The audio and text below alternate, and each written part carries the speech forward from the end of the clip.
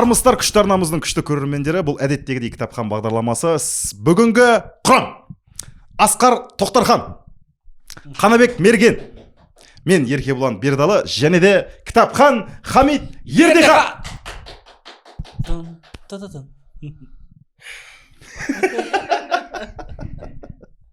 Қымбатты біздің тұрақты да құрақты көрерменіміз, біздің тұрақты да құрақты демеушіміз бар. Ол Қасым кітап баспасы.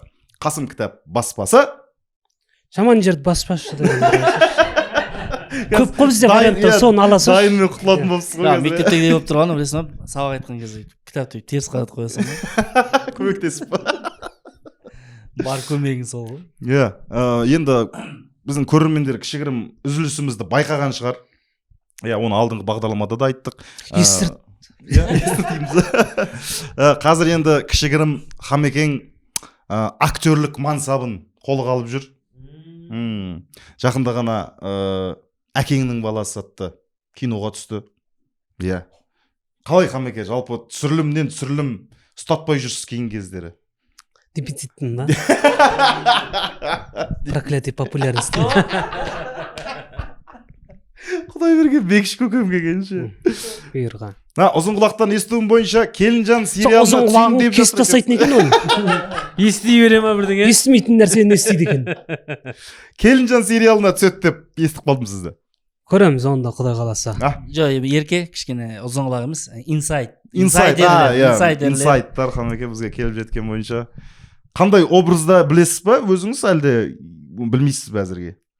Айта аласыз ба дегенім ғой? Әзірге білмеймін. Мені жалпы шығармашылық құпия ма ол? Жалпы мен бұл күн әлемінде жаңа алдында айтқандай Джейсон Стэтхэм тек өзінен еді ғой, қайда ойнаса да. Сол сияқтымын ғой мен де. Қандай неде жұмыс жасап жүрсем де тек өзімді ойнай беремін ғой. Бастысы өзіңізден артық ойнап беріп отырсыз ғой Хамеке. Білмеймін. Көреміз ертең. Көреміз ертең үлкен экраннан. Мен енді біздер көп нәрсенің барында бағалай білмейміз ғой. Бірақ енді біз Дулат ағаның шығармаларын өзінің көзінің тірісінде бастап кеттік. Соған қатты қуанамын мен де. Дулат ағаның шығармаларын бастағалы мен қай шығармасын оқысам да мен ішім пысқан емес. Әйтпесе менмін деген қаншама жазушылардың біраз әңгімелер жиынтығын алып қарасаң, жаздым ба жаздым, бар ма бар деген әңгімелер бар да ішінде. Боп қала ма енді? Арасында. Жаңағыдай пәленшенің мынаншаға жуық шығармасы бар деген кезде санын арттырып тұратын шығармалар, повестер кездесіп жатады. Кейде мейлі деп өтіп кететін ше. Бірақ бұл Дулат Исабеков ағамыздың жазып кеткен шығармаларының маған қатты ұнайтыны бір-біріне ұқсамайтындығы. Мүлдем бөлек. Бір қарасаң күлдіріп атады, бір қарасаң жылатып атады, бір қарасаң ойға шомылдырып жатады, бір қарасаң кетіп бара жатады, артынан қарап қалып кетесің. Жаңағы шығармадағы кейіпкерлердің ше. Сондай не айтқысы келді? Мен қатты жақсы көріп, қатты осы кітапхан басталғалы бүкіл көп шығармаларды жазушыларды не алды. Мысалы Төлен Әбдікті мысалы үшін осы кітапхан арқылы қандай ғашық болдым мен. Тұғырмен ғұмыр деген әдем. Мысалы үшін Тіленші Қабдеш Жұмаділовтың қандай керемет әңгіме, мысалы үшін осындай шығармалар арқылы ғашық бола бересің. Дулат Исабековтың мен өзім оқыған шығармалардың барлығын шығардық біз кітапханға. Мен ана басқа жазушылардың біраз әңгімелерін оқып, мен мынаны айтайын деп айтам да. Бірақ Дулат Исабековтың бірде-бір әңгімесі әлі мынаны оқиды екенмін деп айтқан жоқпын. Оқимын, шығарам. Оқимын, осы кітапханға асығам. Оқимын, осы сіздерге айтуға, жеткізуге асығып отырам. Өйткені темірді қызғанда соқ дейді ғой, тамақты да ыстық кезінде алып келеді ғой, жылытпадан гөрі. Сол сияқты бүгін Дулат Исабековтың Дермене деген повестер жиынтығы, екі-ақ повест деген ішінде. Сөйтіп Дерменені мен білеміз, енді мектеп кезінде болды. Мектеп бағдарламасына Дермене болды, оның ішінде Омаш деген есімдер әлі күнге дейін есімде, сол бір 4-ші, 5-ші кластарда оқысақ та, 6-ші ма.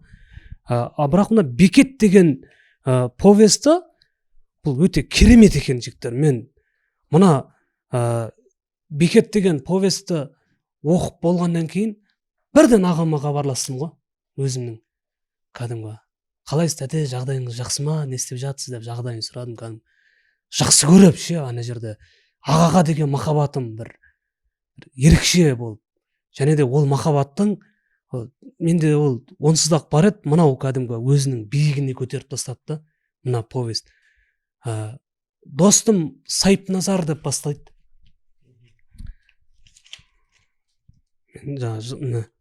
Достым Сайыпназар, автордың өзінің бұл тұңғышымды марқұм анам Күміскүлге арнаймын деп бастаған екен. Досым Сайыпназар, сен менің қайда кеткенімді, неліктен өзіңмен қоштаса алмағанымды әлі де білмейтін шығарсың деп бастайды. Бұл жерде сол досына жазған жүрекжарды хаты арқылы мынандай жақсы бір повестті жарыққа келіп тұр да жазушы. Досым Сайыпназар, сен қанша жылдан бері мені досым деп жүрдің, мен де сені досым деп жүрдім, және де мен оған ешқандай да шәк келтірген жоқпын. Дей тұра, сен мені өте қатты танитынсың, менің қандай адам екенімді білдің, менің отбасымды да барлығын білдің, бірақ менің саған айтпайтын бір адамым бар еді, өзімнің отбасымда дейді. Ол Бекет деген ағам барын сен білмей кеттің, мен оны ешкімге де айтпаған едім дейді, өзімнің кейін танысқан достарымның ішінде.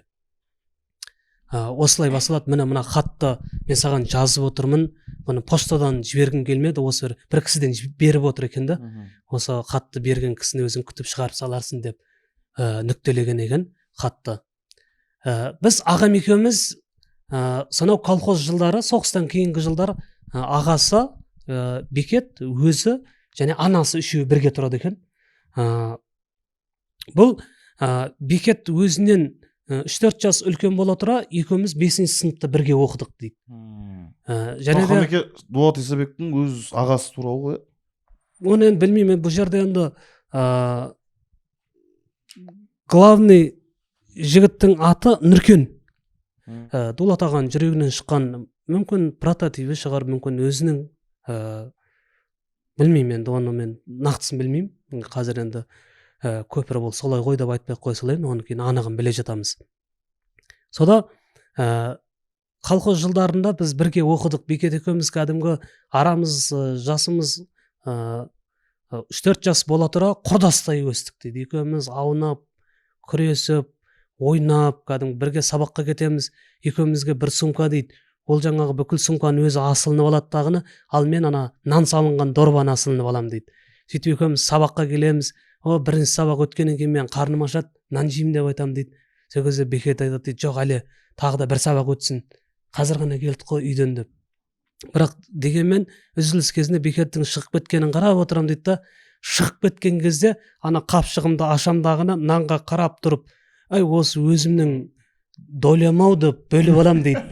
Шамамен ба? Шамамен ше, осы менің үлесім-ау деп бөліп алам дейді дағыны, оны тас қып жеп қоям дағыны, сабақ бастаған кезде түк білмегенсіп отырам дейді. Сөйтіп сабақтың соңында үйге қайтып бара жатқан кезде жаңа Бекет дорбаны ашады, ол нан жартысын кім жеді деп те сұрамайтын дейді. Сөйтіп жаңағы нанды алып, қарның ашты ма деп соның жартысын бөліп беретін дейді. Жартысын мен тоқ болсам да, бірақ бәрібір қарным ашып қалатын дейді, тағы 2 сабақтан кейін. Оны да алып жеп алатынмын дейді.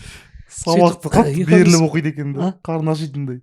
Мен мектепте жүрген кезде маған ешкім тиіспейтін дейді. Бекет ағамның арқасында маған ешкім тиіскізген емес, мен еркін өстім дейді. Екеуміз қыздарға ғашық боламыз дейді. Ол туралы айтамыз дейді бір-бірімізге.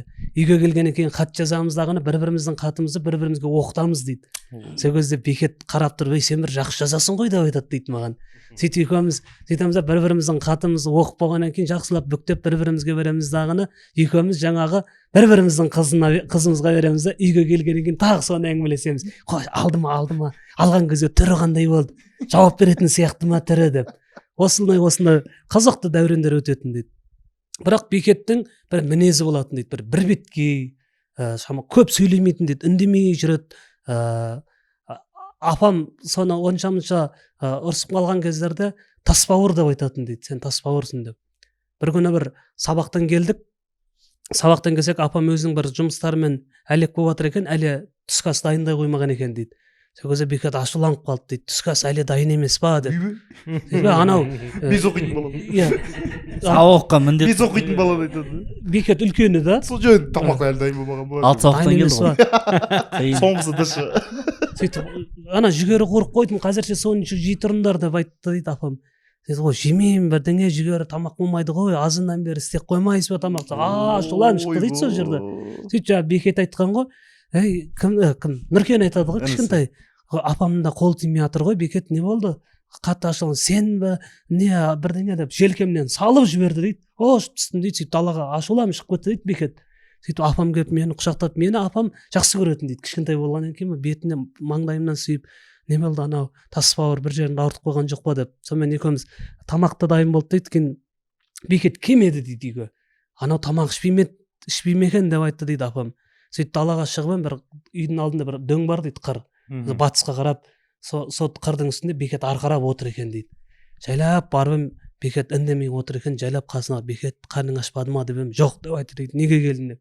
Үйден нан әкеліп берейін ба деп жоқ керек емес деп айтты дейді. Сөйтіп үйге келдік. Сөйтіп тамақ ішіп болған кезде ол түнге қарай келді да сол күні тамақ ішпей жатып қалды дейді. Сөйтіп азанда әйтеуір тамақ жеді да сосын қайтадан көңілдене бастады. Қайтадан үйдің іші бір көңілденіп кетті дейді. Сөйтіп апамның өзі ауыратын еді дейді, өзі ауруы болатын. Сол көрші үй бар екен, бір әже тұрады екен, соның келіні бар екен, Латифа деген. Ол жас үйленген кезде күйеуі соғысқа кетіп, Латифа дейтін өлең бар еді. күйеуі соғысқа кетіп, соғыстан күйеуі қайтпай қалды. Сол Латифа жап-жас келіні, сосын әжесі бірге тұрады екен. Сол Латифамен сөйлеседі дейді, осы екі баламды жетілдірсем екен, менің денсаулығым мынау, әйтеуір олай-пұлай болып кетсем, әйтеуір осы екеуін сәл аяқтандырсам екен деп сөйлесіп отырады дейді кейде. Қойыңызшы апа, қай-қайдағыны айтпаңыз, жап-жассыз ғой деп. Латифа сондай бір жақсы дейді ол ше, Латифа. Сонымен жұбатып. Сонымен бір күні неден апам өзі ауырып төсек тартып қалды дейді. Сол күннен бастап өзі бекетте қабағынан қар жауып үндемей сөйлемейтін болды дейді. Сабаққа менен ертеге шығып кетеді дейді, артынан мен барам дейді. Апам ауырғаннан бастап мен де арасында сабақтан қалатын болдым дейді, апамның қасында. Сонымен бір күні сабақта тағы да бекет ертерек кетіп қалып, мен барып айттым дейді, апам ауырып жатыр ғой деп. Ауырмай жүрмеді, алдында да ауыратын еді ғой деп айтты дейді. Сонымен екеуміз сабақтан қайтып келе жатыр, үйдің алдында адамдар көп екен дейді. Мыналар нағып жүр деп. Сөйтіп адамдардың сәл-сәл жылағанын естіп, сөйтіп апам қайтыс болыпты деп мен сол жерде жылап жібердім дейді. Бекет те сол жерден тұрып бірден өңі қуарып кетті дейді. Сол күні мен қатты жыладым дейді. Бекет үндемей тұрды дейді. Бір шетте келген адамдар әйтеуір жұбатып жатыр, үйтіп жатыр, бүйтіп жатыр дейді. Олардың сөзінің бізге ешқандай ем болмайтындығын білсе де, ол адамдар әйтеуір бірдеңелерді айтып кетіп жатқан болды қасымызда дейді. Сөйтіп кешке, сол күні кешке апамды жерледік. Бекет кешке қарай тағы да сол қырдың үстінде отыр екен дейді. Апамды жерлеген жаққа қарап отыр екен, қасына барсам, қатты жылап жатыр екен дейді бекет. Сөйтіп қасына бардым. Сөйтіп бекет жыламашы деді, мен де қосылып жыладым дейді. Бекет сол кезде бірінші рет мені сол жерде құшақтады дейді. Сөйтіп екеуміз үйге келдік дейді. Сөйтіп мен ертесіне азанда сабаққа кетейін деп қамданып жатқан кезде бекет сен сабаққа бара бер деді. Сен сабағынан қалма, мен сабаққа бармаймын деп айтты дейді.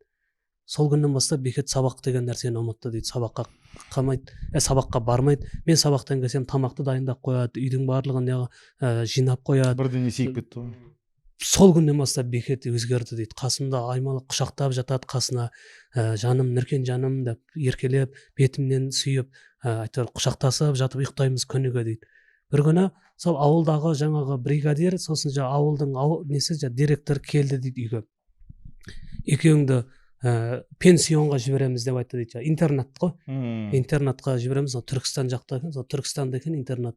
Сол Түркістан жан-жағындағы ауылдар өзі Дулат Исабековтің де ауылы сол Арыс жақтан ғой. Сол Түркістанға жақын жерлер ғой. Сөйтіп ол жерде бекет бармаймын деді дейді. Мен де бармаймын деп айттым дейді. Сонымен енді аналар енді біздің айтқанымызға көне ме? Олар жоқ, сендерге оқуларың керек, ол жақта қорқатын жер емес, сендердің жағдайларың жасайды деп кейін облыс болды. Қоймағаннан кейін бекет бекет мені жіберетін болды дейді. Бірақ мен қалам деп айтты дейді. Ол кезде бекеттің жасы да 15-тен аспаған шығар. сонымен ертесіне азанда барса Нұркен барсын депті ғой. иә Нұркен кететін болды дейді интернатқа. Ауылды қимай, үйді қимай, Нұркенмен әйтеуір жылап қоштасып, бір дегеннен Түркістанға аттанып кеттік дейді. Өмірім бірден өзгерді сондай дейді. Аяқ астынан тағдырымыз бірден солай екі айырылып кетті дейді. Кешегі анамнан айырылдым, енді бекеттен былай айырылып тұрмын. Маған қатты ауыр болды дейді. Сөйтіп интернатқа келдім, ол мен қорқатындай да жер емес екен, сол балдармен шүйіркелесіп ол жаққа да үйреніп кеттім дейді. Сонымен бір күндері сол демалыстың кезінде ауылға келдім дейді. Ауылға келсем, есікте құлып тұр екен дейді. Сол жерде Латифа жеңгені көріп қалдым дейді. Ойбай, Нұркен жанау сен ба, жүр үйге кел, бекет жұмысқа кетіп еді деп соның үйіне кірдім. Әжесі үйінде екен. Сонымен кешке кім келді дейді, бекет. Бәрі келіп құшақтап, Нұркен жаным деп қатты құшақтастық, екеуміз бір-бірімізге мауқымыз басылмай, біраз бетімнен сүйіп, сол жерде жүр енді үйге барамыз деп айтты дейді. Мысығымды көрдім деп айтады, ана бірінші келген кезде мысығын көріп құшақтап. Сөйтіп әжесі ол үй от жағылмаған, мен сол кезде білдім, сол мен кеткеннен бастап бекет сол үйде тұрып жүр екен дейді. Латифаның. Сол кезде жоқ, үйге апарамыз, болды, келді бекет жаным, Нұркен жаным келді деп, үйге апарамыз деп, үйге кірдік. Өзімнің жаңа анамның иісі сіңген үй, бір кімді бекетті көргеннен кейінгі жанымның бір жадыраған сәті сол үй болды дейді. Сол түндердің кезінде қарасам бекет төсегінде жоқ екен, сөйтіп сыртқа шығып бекетті іздеген болдым. Сонымен үйдің шетінде Латифа екеуі сөйлесіп тұр екен дейді.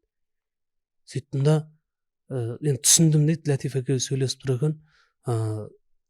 Қалайша бұл деп ішімнен жаман болып кеттім дейді Нұркен. Ол үлкен ғой сенен 6-7 жасқа. Не үшін өзі бекетте өзі реңді жігіт қой деймін. Екеуі жаңағы бірінші келген күні екеуі бірге қырманға кетеді, бірге алып кетеді. Сол жақтағы қыз келіншектердің барлығы бекетпен ойнайды дейді. Ол бір қызық, кәдімгі асыр салып сөйтіп қайтамыз дейді. Бәрі бекетті жақсы көреді дейді. Қараймын, сыртынан байқаймын дейді.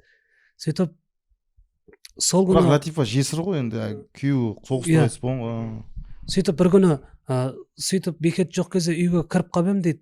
Тағы да сол күні қайтып оқуға кетеді, оқудан тағы ұзақ емес қой Түркістан мен ауылының арасы. Тағы бір демалыста келгенімде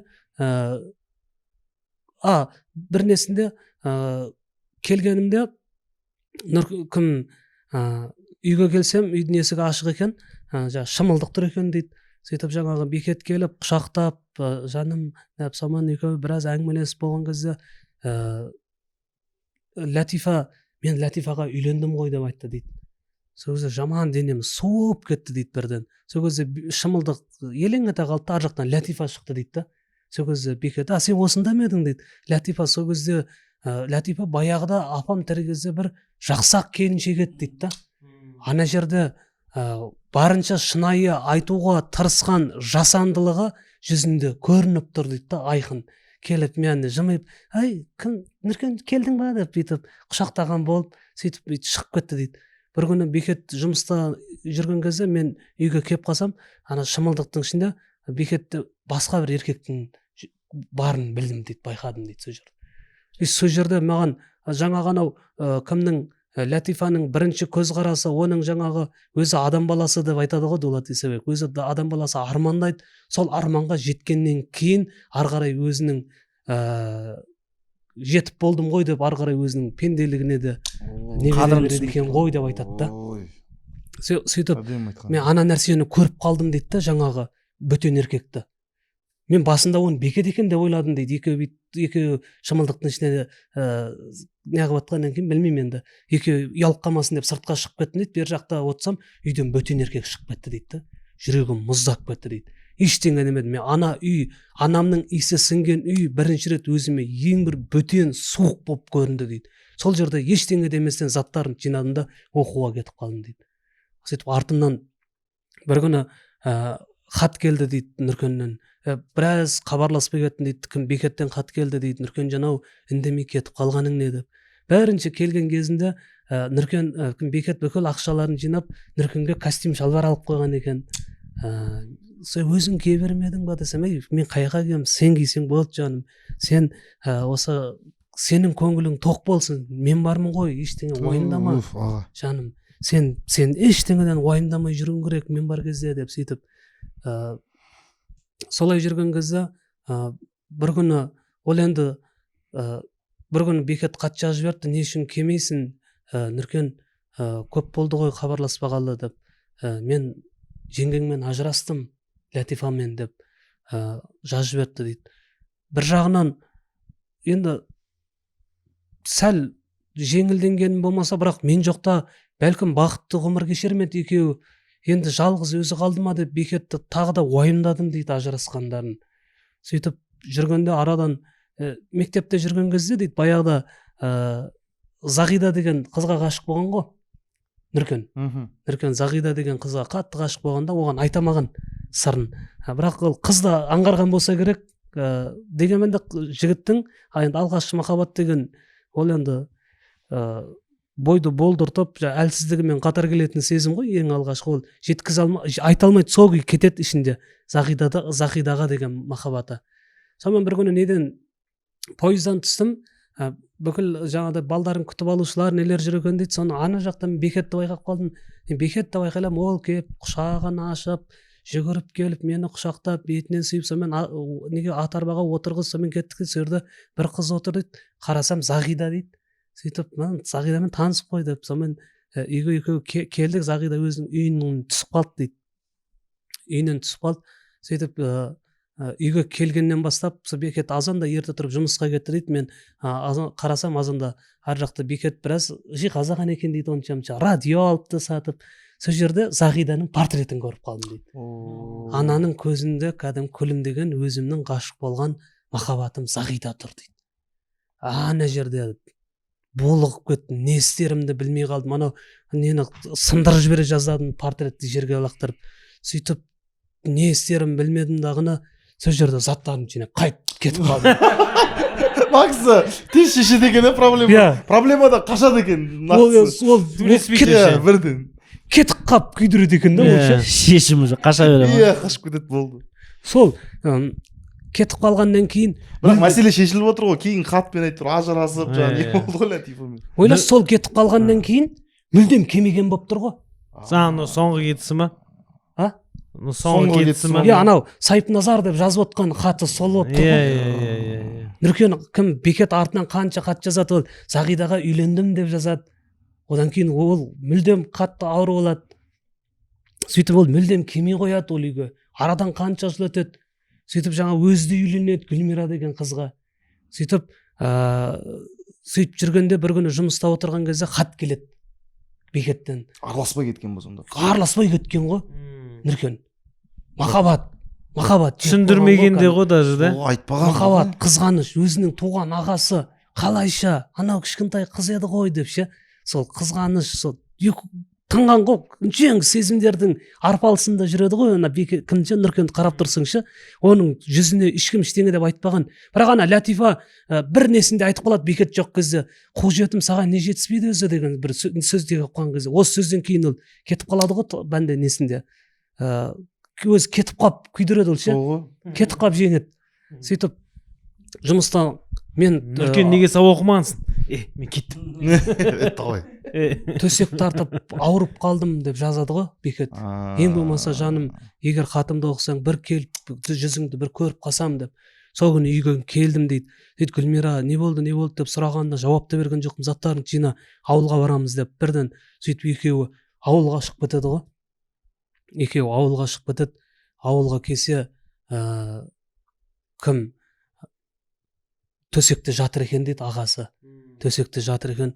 Үйге кіріп келдік. Мені көрді да жадырап, мен ағамның үстіне құлай кеттім дейді. Құшақтап ана жерде ол көзіне жасап қалды дейді. Қанша жылдан кейін. Мына Гүлмира да, мына келініңіз деп Гүлмира сол жерде танысты дейді. Сол кезде ішке Зағида кірді дейді. Зағиданың жүзінде баяғы көзінде, жанарында баяғы балғын махаббат, жас өскен бойжеткеннің көзқарасы емес, бір аналық ақыл тоқтатқан бір сұлулық тұрды дейді оның көзінде. Гүлмира да бит ұрлана бір қаратта, маған бір қарап, ғашық боп, ағаңды да қиып жүрген аруың осы екен ғой деп, маған көзімен бит ымдады дейді. Мен ол екеуінің көзқарасынан толығымен екеуін түсінді, басымды салбыратқан күйі, олар естіді ме, естімеді ме, бірақ білмеймін, кешіріңдер дедім дейді. қараш қандай нәрселер болып жатыр да ана жерде ше, андай бір араздық жоқ та, сен мен деп бет жыртысып айтсай төбеле, ондай нәрсе жоқ. Бекеттің де дархандығы інісіне деген махаббаты болып тұр да ана жерде ше. Бекетім, жаным деп, сол жерде Гүлмира тұрып, міне біз келдік аға деп айтады. Келіншегі де жақсы кісі болып тұр негізі ше. Кімнің? Нұркеннің. Міне аға келдік енді, бізде енді сауығып кетіңіз, жата берме деп. Шындығында да 2-3 күннен кейін Бекет аяққа тұрып кетті деп. Сөйтіп бітіреді. Жиналып кетіп қалса Бекет. Заттарын жинап па. Сөйтіп бітіреді ана жерде. Мен ана жерде риза болғаным, Бекеттің махаббаты ғой. Ағалық махаббаты анау қаншама жоқ болып кетсе де бәрібір ағалық махаббаты шақырып алды ғой інісін өзіне ше. Біттінде көзіме жас толып қалды, ағама жазым мен бәрінше. Сағат 9-дар ма кешкі сондай ол жатып қалмаған ау дедім да. Қалай істеді? Ағаңызға ма Зағираға жаздыңыз ба? Ағаңызға жаздыңыз ба? Бірінші Зағираға ма деген ма? Жоқ, бізде ондай Зағира процесс болған жоқ. Ағам екеуміз бір үйдің қызына ғашық болған кезіміз болды. Соғысын айтып отырмын ғой. Иә, бір үйдің қызына ғашық болған кезіміз болды. Ол кездерде де бір реніштер болды. Мен білем ғой бұл істі, сол үшін айтып отырмын ғой Қамеке. Балғын махаббаттар. Сол ғой. Нұркен позициясында. Мен ренжіп, анау мен ғашығыма бармай қойып жүрген кезде ағам шақырып алып айтқан, сен неге бұлқан талқан болып жүрсің, сен бір-біріңді танымайтын кезден бастап біз жүретінек қойды. Қамеке кейін қосылған ғой өзі. Қамеке жинау кетіп қалады. Сондай дәурендер болды. Ол кезде ағам да бойдақ, мен де бойдақпын, мен баламын ол кезде. Сондай бір кездер болған ол кезде ол. Қамеке, мен мына жерде бір жағынан енді інісінікі дұрыс емес деп ойлаймын. Жоқ, інісінікі дұрыс емес болғанда, інісі де негізінде әсілінде жаман адам болып тұрған жоқ. Жоқ, просто ситуацияны түсіндіру керек сияқты, бірінші сөйлесу керек па? Енді ағаң ғой, басқа туғаның жоқ қой, басқа.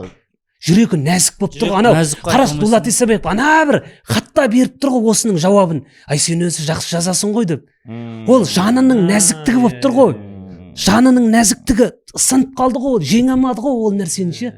Жанындағы сол жалт еткен алғаш махаббатты жеңе алмады да, оған қызған шарласы да ол сөйерде мұрт кетті ғой. Ештен айта алмайды ғой, булғат, өзін де сақтады кетіп қалды. Бір жағынан енді ағасына да айта алмайды ғой, не деді? Бақытты болсын деді ғой, осы кедергі болмады ғой. Мен орталарына түспей қояйын деді ғой. Бірақ қарап тұрсаңыз, қазіргі мен көп жерде байқаймын да, аға мен іннің арасында бір махаббат жетіспей жатады, бір андай бір. Келдің ба? Қалайсыңдар, жақсына ма? Бұл андай бір ортақ бір шүйіркелесіп бір.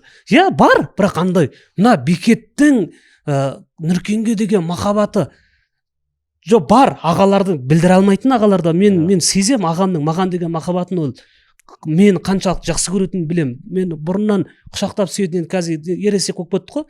Бірақ ол 11-де сол бір 7-8 класс оқитынға дейін қасына бірге жатып, құшақтап сүйіп жүретін, әлі күнге дейін мен есімде оның бәрі. Бірақ қазіргі мына заманда сол аға мен іннің арасындағы махаббаттарды кейде байқамай қалам да мен ше. Оны ана сөз бұзады сияқты ма? Братан деген сөз бар ғой. Братан болып қалады. Братан, аға деген бір осы сөз бұзады дейді Асқар. Братан деген нәрсе ол бір көше бір аға дейсіз ғой, сен уже автоматты түрде өзіңді жиясың негізі. Братчика болып қаласың да. Аға десе, аға деген кезде сен уже серьез қабылдайсың. Жоқ, аға десе сен братчика емес, Қамеке, іні боласың. Іні боласың. Іні деген статус мүлдем басқа ғой. Сен ағаң көзінше жаман нәрсе істемеуге тырысасың. Автоматты түрде. Сөздің несі болып тұрған ма? Братан дей ма? Братан. Братанмен сен әркімге айтыңыз ғой. Білесіз ғой, братанмен жүре бересің ғой. Аға деген кезде сіз автоматты түрде ағасың. Сосын братан көп нәрсені өзі де үйретеді ғой. Жаман нәрселерді. Аға сөз аға үйретпейді керісінше. Мен білмеймін, әйтеуір мен өзімнің ағамды одан қатты жақсы көріп кеттім мынаны оқып. Оны оқу керек екен. Ағалар мен інілердің арасындағы осындай бір махаббаттар берік болатын болса, әулет шайқалмайды. Әулет шайқалмаса, ол ел шайқалмайды деген сөз. Сол Қамеке, бірақ жаңағындай ағайын тату болса аз көп деген. Аз көп. Абысын тату болса аз көп. Бірге абай. Қамеке болса, Нұркен енді ағасын кетіп қалып араласпай кетіп күйдіріп тұр ғой, жаңа ауру да содан болып тұр ғой. Бұл енді анау соған қимай тұрмын да мен. Сол өзінің қателігін Сайтназарға шағып тұр ғой бұл. Өзінің жаңағы иттік жасап қойған Сайтназарға енді ағасын айтамайды ғой ол. өйстіп қойдым деймін. иә мен ана қарашы қалай кетіп қалып тұр жаңағы сен айтып отқан ситуациядан Дулат Исабек ағасына келіп айтып отыра алмайды ғой. Мен өйстіп едім сол кезде сөйтем ол ағасы ол кешіріп тұр ғой барлығын. Не болса да. даже Ағасы вообще ренжіген жоқ. ана жерде бар ғой, кешіріңіз Қамеке, ана жерде Латифаны бір жігітпен көріп қойды ғой. Сол жерде де ол айтпай тұр, өйткені ол ана екеуінің арасынан түскізіп махаббат деді да, мен қазір айтамын не болады ана шайқалады деп тұр. Айырылып ажырасып кетеді деп. Мен түсінгенім ағасы Бекеттің сол Латифаға көңілі толмай, Нұркеннің Латифаға көңілі толмай кетіп қалғанын білді да, ағасы сол үшін ажырасты деп ойладым мен. Нұркен үшін. Жоқ, барған шығар байына. Мүмкін ол да. Енді ол ана Латифа айтқан болу керек қой, жаңа ғана Нұркеннің өзіне де айтты, қуып жетім деп. Ол кеткеннен кейін жамандаған шығар. Мүмкін. Ол түсінді ғой Нұркеннің не үшін. Жаңағы сөзде де біраз нәрсе жатыр ғой. Адам арманына жеткеннен кейін пендешілікке салынады. Көрінген ғой демек. Иә, көрінген. Ма жерде білмеймін, өте бір шағын болғанмен бір үлкен нәрселер қозғалып тұр, көп нәрсе қозғалып тұр даже. Аға мен ін арасында мәміле болу керек деп ойлаймын. Сөйлесу керек керісінше. Анау анасы өлгеннен кейін анасы да әкесі де болып кете алды да. Бекеттің бойынан сол батырлық табылғанына мен риза болдым ше Бекетке. Өйткені шешімі де мықты ғой. Ерке болып жүрді жаңа. Мектепке бармай сразу есейіп кетті ғой. Бұл сен бар. Тамақ бәрі дайын, үй дайын. Енді қараңыз. Шынында да 2-3 күннен кейін аяққа тұрып кетті. Ол сол дерті інісіне деген іш құсалық болып тұр ғой. Шынымен ақ болды ма деді ғой ол. Шынымен ақ болды ма, мен көрмеймін ба оны. Сосын Қамеке менің ойым жаңағы Нұркеннің кешіріңдер дегенін ағасы естіді. Бәрін айтты ғой ол. Бәрін айтты, бірақ ағасы естіді ау соны. Қараш, бір кешіріңдердің ішінде ана көп нүкте қойып кеткенде кешір.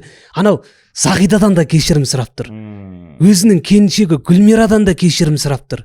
Ағасынан да кешірім сұрап тұр. Кешіріңдер деп жай айтты дейді. Ол толығымен сөз. Сөздің құдіреті ғой, бір сөз бір адамды орнынан тұрғызды ғой. Кешіріңдер болды деді. Аға деген сөз бар жаңа, Гүлмирадан да аға деп біз келдік деп. Иә, аға біз келдік. Иә, сол аға деп тұр. Жақындатып жіберді ғой. Жақындатып жіберді ғой. Ағам бар менің. Осы орайда деп аға әнімен. Иә, аға әнімен Хамит Ердехан. Жоқ, мен бұл жерде бір өлең жолдарын түйін десем. Міне. Түйін. Не дейді? Асекең түйін дейді. Бауырмалдық жайлы. Өлең жолдарымен. Бауырмалдық асыл мінез жақсылыққа бастар сізді. Жанашыр боп әрдайым жан жылуын шашар ізгі. Балауса жылдар Еркебұлан Бердалиев. Жаңа жылдық шыршадағыдай айтты ғой. Осы солай жазылған ғой. Подаркыңыз бар ма? Менің тақпағымда сондай өзі шыршаның айналасы. Подаркым осы шығарманы арнадым саған. Аға туралы өлеңдеріңіз бар ма Қамеке? Осы шығармадағы жақсылықтарды мен саған бағыштадым. Әмин. Қамеке бір аға туралы өлеңіңіз жоқ па, бір түйін дейтін өзіңіздің? Аға. Аға туралы. Аға. Кімнің? Мұхтар Шаханов осы орайда менің ойымша. Мен оны енді қазір мен толық білетінмін, бірақ қазір еміс-еміс есімнен шығып кеткен жерлері бар да. Барынша айтып беріңіз. Жоқ, оны мен толықтырып бір айтып берейін, бір жақсылап тұр ба. Қазір сәл шикі болып қалады да, кейін тағы айтып тұрсаң, ол біріншідей болмай қалады. Болды, құрметті көрермендер, көрдіңіздер? Өте. Сөзіңіз аузыңызда Қамеке. Келесі бағдарламада міндетті түрде күтеміз. Мен ана бір кімнің Күләш Ахметова апамыздың іні жайындағы жазған өлеңі бар. Мен бұны жатқа білетінмін. Мен бұл студент кездерімде оқыдым, қатты ұнаған маған. Мен бұны жатқа білетін, тойларда да айтып жүретінмін. Енді біраз жыл болыпты бұны айтпағалы. Бірақ бір-екі шумақтары есімде, мен қазір оны аттап-аттап өтпей сіздерге оқып айтып берейін. Нағыз мына жерде Бекеттің Нұркенге жазылғандай ақ, айтқандай ақ бар екен. Кез келген осы қазақ еліндегі ағалардың артынан бүкіл інілерге арнаймыз. Мен көрмесем деп төккенің көзіңнің мол мұң, шыққанын сөзіңнің солғың, менің өмірім бір кітап десем, үлкен ғой онда өзіңнің орның. Бар күй шертілген жоқ, жастықтың сазының дәлі, жайлауым жазы құмдағы, сен бір қызық тараусың інім, өмірімнің мазмұнындағы. Сен кейде еске аларсың мені, елжіреп сағынарсың дағы, сөзімнің лағыл асылдары, сен емессің бе тірлігімнің мағынасындағы. Мен саған саясын тіледім, шаңқайда шынар талдың да, өкпелетсең де кінә арталдың ба, үмітімді ақтадың ба сен, жылағанда қуанталдың ба? Жаман болсаң мені де құлатасың, жақсы болсаң аспанға шығарасың да, өмірді әлі талай сыналасың да. Менің кітабымның жақсы болуы саған байланысты. Оға аласың ба? Өрмекшінің ізіндей ойлар санамды сызып торлайды, бар сазды үзіп толғайды. Сен бақытты болмасаң, інім, менің өмір кітабым қысық болмайды. Міне, осындай көптеген ағалар інілеріне айта алмай жүрау. Тілдік қоры жетіп жатса, сезімі сабақтаспай, сезімі жетіп жатса, тілдік қоры сабақтаспай, қаншама ағалар інілеріне жүрегіндегі жерді айта алмай ақ жүрау қазір қоғамда. Солардың артынан бір осы Күләш Ахметова апамыздың өлеңі соған бір арқау болсын. Жаттаңыздар, оқыңыздар, тікелей айтпасаңыздар да мазмұнымен інілеріңізбен қайта қауышып, жаңаға бір-бірлеріңізге деген аға іні деген махаббатты тағы бір сүртіп деп үрлеп, өздеріңіздің адамдық шифонерлеріңізге қайтып, ең жоғарғы тұсына қойып қойыңыздар, ішіне гүл салып. Әдем. Не деген адамдық шифонер. Адамдық шифонерлеріңіздің шаңын сүртіп тұрыңыздар. Дұрыс айтасыз Қамеке. Кітапхан бағдарламасының кезекті шығарылымы осымен тәмамдалды. Менің ойымша Күләш Ахметова апамыздан артық ешкім түйінде алмайды. Жаңа менікі де болды. Әдем айтты. Ол ана братандар мен братчикаларға. Менікін сояққа жібере сал. Өрмекшінің ізіндей ойлар санамды сызып торлайды, бар сазды үзіп толғайды. Сен бақытты болмасаң, інім, менің өмір кітабым қысық болмайды. Інілер бақытты болсын, ағалар шаттанып жүрсін, сол інілерінің бақытты шағын көріп, өз көзімен. Осындай ағаларымыз көп болсын, шынымен шаттанып жүретін біздің бақытымызға. Мақтанып жүретін. Мақтанып жүретін, дұрыс айтасыз. Қамеке, өте тамаша. Дулат Исабеков «Дермене» кітабы, Бекет повесі. Дұрыс қой. Міндетті түрде Қасым кітап баспасынан алыңыздар, оқыңыздар.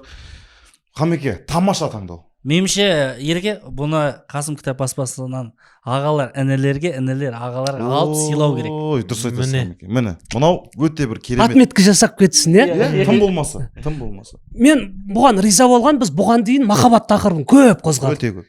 Ерлі зайыптылардың тақырыбын көп қозғадық. Достықты көп қозғадық. Адамдық жайлы, әділетсіздік жайлы, тарих қозғадық. Аға мен іні жайында мені бұрыннан толғандырып жүрді. Аға мен іні жайында бір шығарма оқығым келіп жүретін. Өзінен өзі келді, маған қатты ұнады. Ол өз дәрежесінде айтқан шығармыз деп ойлаймын. Дулат Исабеков атамыз шынымен де шедевр ғой енді, әр шығармасы. Бір ой қалдыратынына ризамын да, әрқашанда. Ой қалдырып қана қоймай, сезімдерді оятады ғой. Міне.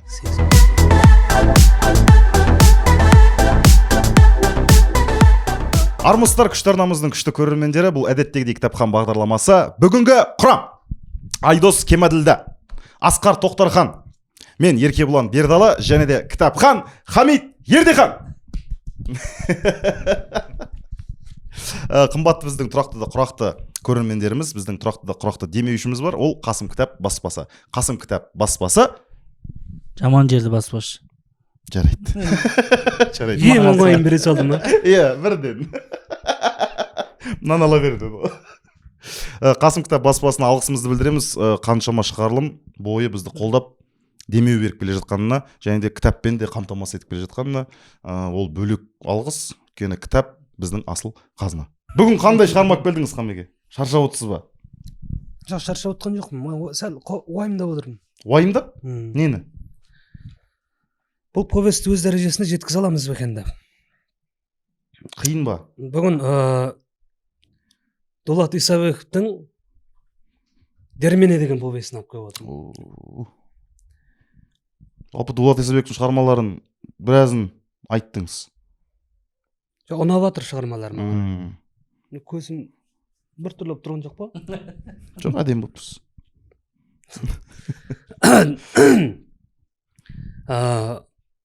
Жалпы анандай ғой, кез келген оқиға бар, ол оқиғадағы иірімдер бар.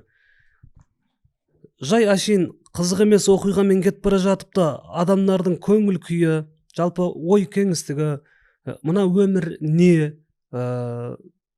осы безбен таразы арқылы адамдарды сипаттау арқылы кейде қызық қылып жібереді. Ал Дулат Исабековтың мақамына қарасаңыз, оқиға да қызық, жаңағыдай терең бойлап, адамды қасиетті әшкерелеп, андай бір сорлылық сипаттағы адамдардың да кейпін әдемі ашады да. Кәдімгі жының кеп ызамен қалып кетесің бір жерде. Оқиғаны күшейте ма? Неге, қалайша деген сұрақтар көп. Бұл оқырмандарын аяусыз жазу ғой. Бұл кез келген жазушының қолынан келе бермейтін іс. Дермене деген повесть мектеп табалдырығында оқыдық қой біздер.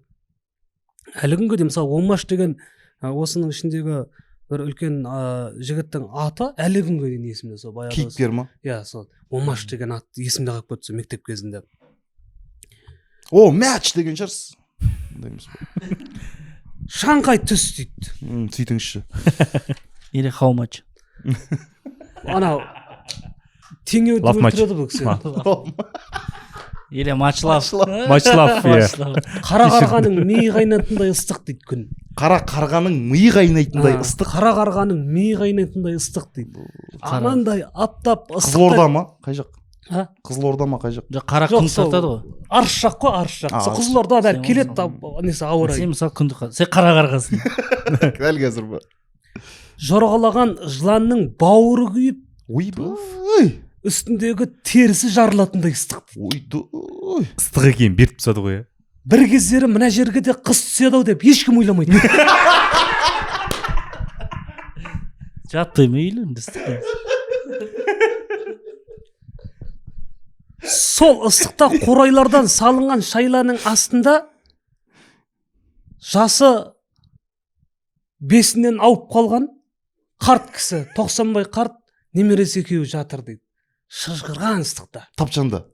Тапшан емес, қайдағы тапшан, шайла айдалада. Әшейін айдала ма? Ана қурайлардан нелерден жасалған кішкірім шайла. Олар осы ауылдан адамдар дермене жинайды екен. Дермене деген шөп. Шөптің аты ма дермене деген? Дермене деген шөп, иә. Дермене деген шөпті жинайды екен. Бұл дермене деген шөп, мен осы кітапты оқу барысында бір жусанның бір түрі екен бұл. Сәл емдік қасиеті бар, шөп басында. Емдік қасиеті бар, жөтелген неге ішет. Сол алдында жөтеліп жүргенде мен келіншегімнің несі ауылы дермене ғой. Аты ма? Аты дермене. Жөтеліп жүрген кезде оқыдыңыз ба? Сол жөтеліп неған кезде соқтан алып, Жөтелген кезде оқыдыңыз ба дейді. Соқтан ауылдан келген дермене бар. Салапан ба үйде. Соны демдеп тұрып іштім бір 2-3 күнде ше. Білмедім онша ше. Артынша мукалтын іштіңіз. Онша неғыла қоймадым. Бірақ бізге сәл теппейтін келіп қалды ма ше. Самопал ше. Точно іштіңіз ба? Бірақ бұлардың да сорты бар шығар. Сондай сияқты ғой, сорты бар сияқты мына кітапқа қарасаң. Сол ауылда сол дерменелерді жиып өткізсе ақша береді деген сөзді естіген екен, жаңа шал мен немересі екеуі келген екен ғой. Ол сол кезден бар ма ол? Сондай аптап ыстықта. Англиядан келген ба? Бұл 90 шалдың баласы тірі кезде дейді, совхоздың директоры еді дейді. Сол жаман баламыздың арқасында дей тұра дейді, балам директор екен деп ешқашанда асқақтағандай емес, бүйтеді, балам директор екен деп кекіріп жүргендей емес дейді. Және де түк таппай кекілік іздеп те кеткен кез болмаған деп ұйқастырып айтады осыны. Кекілік атып ше, дым таппай. Сол ешқандай бейқам, өмірді ойламай, жайбарақат жүргеніміз сол жаман баланың арқасы екен ау деп баласын ойлап жатыр дейді. Қасындағы немересі сол баласынан баладан қалған. Сол әйтеуір қолдан келгенше осы содан қалған жалғыз тұяқ осы Ергешбайды аяққа тұрғызып сабақ оқуын оқытып, қатарынан кем қылмай көзімнің тірісінде әйтеуір аяққа тұрғызып жіберсем. Келін жоқ па? Келіні. Кемпірі бар, жоқ, келіні жоқ. Былай болған екен ол. Осы мынау қаладан жаңағы бір құрбы-құрдас достары келіп, сырдың бойына, сол Қызылорда жаққа қарай ма екен, сырдың бойы. Біз жақта да бар еді, Сырдария. аңшылыққа барамыз деп олар да келіншегімен келген екен, бұл да келіншегін алып шығып еді. Содан жаңағы далаға шыққан адам киік атқан ба, бір бәле атқан болу керек. Содан қайтып келе жатты. Ақбөкен дейтіндер бар. Ақбөкендер бар ма еді сол жақтарда, соны атқан болу керек. Соны келе жатқан кезде алдында кетіп бара жатқан машинаның шаңынан түк көрінбей, кәдімгі бұлардың қатты келе жатқан машина санау Шынжыр табанында трактор дейді, Алтайша ДТ-75 соған кіріп кеткен ғой. Авария ма? Иә, ол келіні де баласы да сол жерде тіл тартпай өлген. Жаңа қаладан келген оның досы да, қатыны да сол машинасында отырған. Төртеуі де сол жерде қайтыс болған. Сөйтіп бір күннің ішінде тағдырым төңкерілді де түсті де басқа күйге кешті дейді ғой. Сол кезде сол жұрттың барлығы әйтеуір тоқа деп сыйлығып, құрметтеп, қайда жүрсің? Тоқсанбай ғой аты. Тоқсанбай болды. Тоқа деп қайда жүрсем де бастарына көтеріп, қадірлеп, қастерлеп жүретіндерді сол жаман балам марқасы екен ғой дейді. Тіпті мына күнде қазір ешкімге керек те болмай қалған сияқтымын ғой дейді. Ешкім іздемейді да, өмірде барсың ба, жоқсың ба, ешкімге ол қызық емес. Сөйтіп баласы екеуі сондай әңгімені естіген кезде ауылдан шыққан бесеу екен бұлар. Бесеу болып шыққан екен, тағы да 3 жігіт, жаңа немересі, өзі, енді ол шал. Сол бесеудермене жияды екен күндіз, орады екен. Күндіз болғанда түстен кейін кірседі екен, түске дейін орады екен да, күннің ыстығында сәл жат дем алады екен шайлада. Күннің ыстығы басылғаннан кейін кешкі салқынға дейін ұрады екен. Сөйтіп бәрін жинап, ақырына соны өткізеді екен, бір қырманға барып алады екен, соны арнайы өкімет алады екен онда, соны ақшасын береді екен. Соған дәрілік қасиеті үшін ғой. Дәрілік қасиеті, дәрі істейді, одан сонда қасиеті бар, дәрілік қасиеті. Көп дәрілер шығарады. Сөйтіп бесеу бөлісіп алады ақшаны. Сонда бригада ғой енді. Бригада болып жұмыс жасайды. Бригада 4 емес па? Жоқ, ол жерде бесеу екен. Бізде не ғой? Бізде қауын сондай. Бізде мысалы 7-8 бала үйсіп бір бригада боламыз да ғана, қауынға барамыз, қауынды жұламыз, артамыз, үйтеміз, бүйтеміз, сөйтеміз, ана жақта артып жіберген толық келсеміз, балдар теңдей бөліп аламыз. Дәл сондай жұмыс болып жатыр ғой. Сонымен жұмыс болып жатқан бір кезде бір күн өткеннен кейін сол 3 жігіттің арасында үлкендеу бір денелі біреу келіп, ақсақал деп қасыма келіп отырды дейді. Мына балаңыз кім өзі сізге деп айтты дейді. Немересің ба? Көмекшім ғой деп. Көмекшім болғанда қандай көмекшім ол? Ақсақал, сіз үйтіп әңгімені көбейтпеңіз. Көмекшіңіз болғанда қандай көмекшіңіз ол деп айтты дейді. Көмекшім болғанда қандай көмекші дегеніңіз? Өздерің көріп жүрсіңдер ғой, күніге қасымда барлық жұмысты атқарып жүр.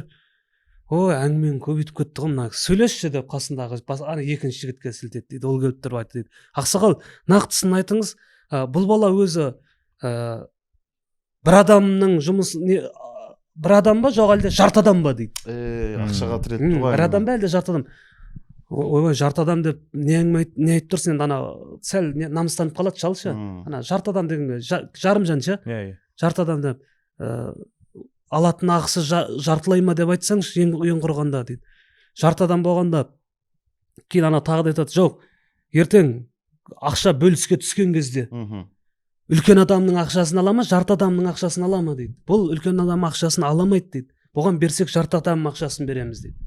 Сол кезде шал айтады, сендермен бірдей шауып жүр ғой бұл дейді. Бірдей шауып жүр ғой, азаннан кешке дейін өздерің де көріп жүрсіңдер. Арасында барып кел, шауып келдің барлығын осы менің Ергешбайым істеп жүр. Жаңада дүкенге барып келсе де, су таусыса суды алып келіп жатыр ауылдан. Барлық жұмысты, шай қайнату, барлық жұмысты осы істеп жүр ғой. Енді осы жерге келген кезде енді бұның жұмысы жарты болып қалады да, сендердікі бүтін болып қала ма деп. Жоқ, ақсақал, сіз ондай нені ренжімеңіз. Жұмыстың аты жұмыс, үлкеннің аты үлкен. Бізде әйелдер де істеді, шалдар да істеді, жас балдар да істеді. Біз осындай жас балдарға біз жарты адамның ақшасы, жарты ақша беретінбіз бөлінген кезде. Күнсеңіз әні, көнбесеңіз тағы да әні дейді. Сөйтіп шал сол жерде намыстанып қалады шал, не дерін білмейді. Сөйтіпті, егер өзіміз ана жақта бөлек балам екеуміз шабам десеңіз, жер қарасы жіберейік сізге. өздеріңіз жер таңдасып жіберейік барып. Сөйтіп шал ойланып отырады да, сол баласын алады да, сол шайладағы заттарын алып шығып кетеді жолдан. Сөйтіп шал анандай күн ыстық енді, шал бөкірейген шал, қолында кішкентай немересі, ауыр басталады мынау ше, өзі анандай мені қинап бастады бұл өзі. Сөйтіп ана үшеу бүйтіп қарап тұрды дағыны, бір-біріне қарап сәл енді адамгершілікке қайшы болып тұрған өздері де біліп тұр ғой, ол анығын да біліп тұр ғой. Сол жерін бір-біріне қарап деп барып ең бір жасаған жақсылығы айқайлады дейді. Ақсақал, жер таңдап берейік па деп термене жиятын. Жоқ, керек емес деп. Шал сол жерде кетіп бара жатып жаман өмірден түңіліп кетті дейді. Тепсе темір үзетін еңгезердей жігіттердің айтып отырған әңгімелері мынау дейді, Құдай-ай дейді. Олардың денелері биік болғанмен саналары тобықтан да төмен екен ғой дейді. Жарықтық менің ұлым қандай еді дейді. Аузындағы асын үстіндегі киімін шешіп беретін еді. Астындағы атын жаюға түсіп беретін еді, сондай жомарт жан еді. Сөйтіп жүріп те дүние де жинамаған екен ғой дейді. Оны өлген кезде бірақ білдік қой дейді. Үйдегі 4-5 қойды сатып, ешкімнен кем қылмайық деп әйтеуір асын бердік. Қалған жаңағы жалғыз сиырды қалдырды, қаған сатып Самарқаннан тас алдырып, басына қойдық, сонымен дүниеде барлығы бітті ғой дейді. Ешқандай да дүние жинамаған екен дейді. Ал сол сияқты жігіттердің мына бізге істеп тұрғаны мынау деп, кәдімгі өмірден неғылып кетеді, түңіліп кетеді. Сөйтіп өздері келеді, бір жерге келіп, бір сайға келіп шайла тігеді. Ол күні жатады кешке қарай, бірақ шал ұйықтай алмай шығады, түнімен қорқып ана жерден сайдан. Қанша дегенмен дала, қасқыр бар, басқа бар, анау бар. Ертесіне келіп дөңге келіп шайласын дөңге не қылады? Шайланы дөңге тігеді дағыны. Сол жерден екеуі шайлада біраз жұмыс жасап, түсте шайлада отырған кезде ар жақта бір адам дауыс естіледі. Сол кезде ана немере сұрақ қояды, бір адамның дауысы шықты ма деп. Жоқ, бұл жақта айдалада кім бар дейсің деп. Сол кезде адам келе жатқан аяқтың дауысы анық естілді дейді. Сол ақ болма. Каблукпен келеді ма? Каблукпен. Каблук келсе естілмейтін жер дауыс. Келе жатыр енді. Жалпақ табан немен. Сөйтіп қараған болмады дейді, бір үлкен бір жігіт. Дәу дейді енді анау. Дәу. Бұтында әшейін бұтын бір қисаған шүберегі ғана бар дейді. Басында дәу анадай не тігіп алған несі бар дейді, бір неден. Белі қайсы, бұты қайсы білмейсің ана. Қамыстан ба бір беледен тігіп алған. Жоқ, белі қайсы, бұты қайсы білесің бұны. Білесіз ба? Бұл ұзын екен. Дәу дейді. Екі иығына екі жігіт молда сағанып отырса да сыйып кететін дейді. Не деген кең ананың несі квадрат метрі. Иығының. Сөйтіп тұрды да анандай жерде иығы скамейка деймін. Шай қайнатудан қалған суды шелекті алып тұрып, ешкімнен сұрамай қолқылдатып ішті дейді, төгіп ше. Сонда жалаңаш дене, бұтын ғана орап алған, басында мексиканский сияқты үлкен шляпасы бар. Қамыстан істелген. Банядан шығып кеткен жоқ па? Сөйтті да ана нені шелекті еңкеймей сөрден тастай салды дейді. Айбай андай. Анау өзіне сенімді ғой, дым дей алмайтын біледі дейсің. Сөйтіп ананы көріп немересі қорқып қалады, артына тығылып. Екі иығында екі жігіт отыр ғой. Шал да біртүрлі болып қалады. Жазып отыр ба? Ана бұрылады да ассалаумағалейкум дейді. Шал жаны қалмайды, астағфиралла деп ше. Үйтіп амандасады деп күтпейді ананың, ана тұрсын ше. Тірсікпен ше анандай бір жабай адам ба бір бәле деп ойлайды ғой. Ассалаумағалейкум ақсақал дейді. Ойбай, адамсың ба дейді. Ойбай, адаммын ғой сіз сияқты. Оны дегеніңіз ақсақал деп. Келіп бүйтіп қисайып келіп жатты дейді біздің шайлаға. Анау тіке кіретін болса шайланы алып кетейін деп. Өзімен бірге. Өзімен бірге. Сөйтіп жейтін нелеріңіз бар дейді. Кемпірім сажып берген 13 нанның соңғысы бар еді дейді, соны шығарды дейді. Оны 4-ке бөлді, біреуін орап аузына сажып берді дейді. Сөйтіп бәрін жеп болды дағыны, тіпті саспайды дейді анау. Жеп болды дағыны тамақты қоратып жіберді ғой, ішетін нелерің бар деп айтты дейді. Сөйтіп жаңағы азырақ неден қалған, шайнекте қалған шай бар еді, соны алды, жаңағы шүмегінен оны көтеріп ішіп болды да, бір кезде жерге қойып, немене білем мынаның ішіне меңді оны сағасындар ма, заварка ма деп.